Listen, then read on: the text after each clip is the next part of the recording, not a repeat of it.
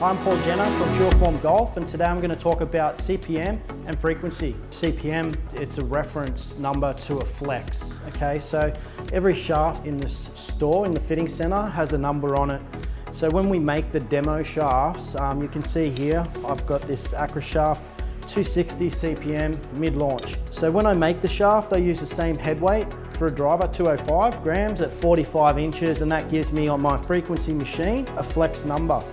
Okay, so I record that on all my demo shafts, and what that means is that when I build a golf club, after someone's been fitted, I can try and match the shaft as close as possible, or even exactly in a lot of cases, to that number. And that just means it's going to be the same flex in the butt. We're only measuring the butt flex on a 5-inch clamp, but at least gives me some consistency. So I record the weight of the uncut shaft and also the CPM there. So I always carry a lot of stock. So sometimes you do get the odd shaft that might be 6, 8 CPM out. So it's gonna be a little bit stiffer or softer, doesn't match up.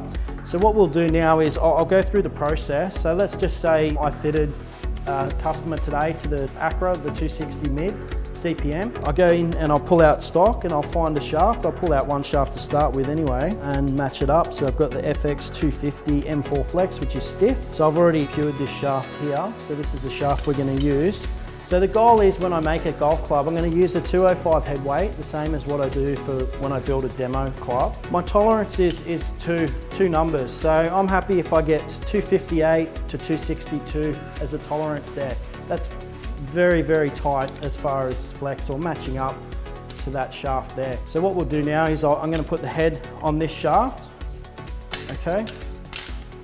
So I'll just show you, we're just going to weigh this head. It's a little bit lighter, so I'm going to have to add some weight to the head.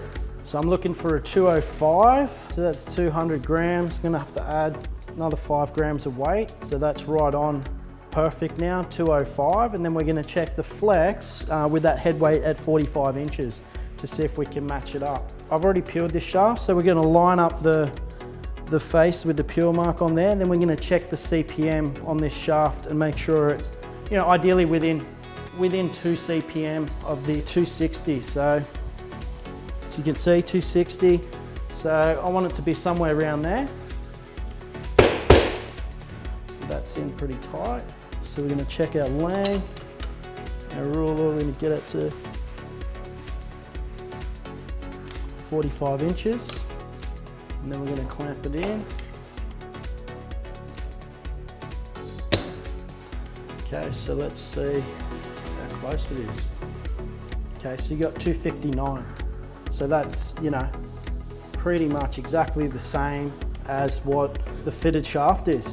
So you do get this with the really good high-end shafts. You do get consistency in weight and flex with the better quality Japanese shafts. So for us, we're always going to get it very, very close to exactly what's in there. That's 1 CPM, which is nothing. If something is out, I won't use that shaft. Or we can trim and tip it, firm it up. If it's too stiff already, I won't actually use that. We'll replace it or whatever. I'm going to try and get it as close to that 260 number as possible. So I hope that sort of explains a little bit more about CPM.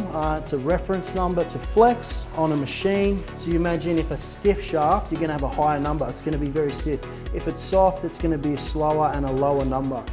260 is pretty standard for a stiff driver shaft. They always sit around that number. Anyway, hope you enjoyed that. That's frequency and CPM, and that's how we match shafts up.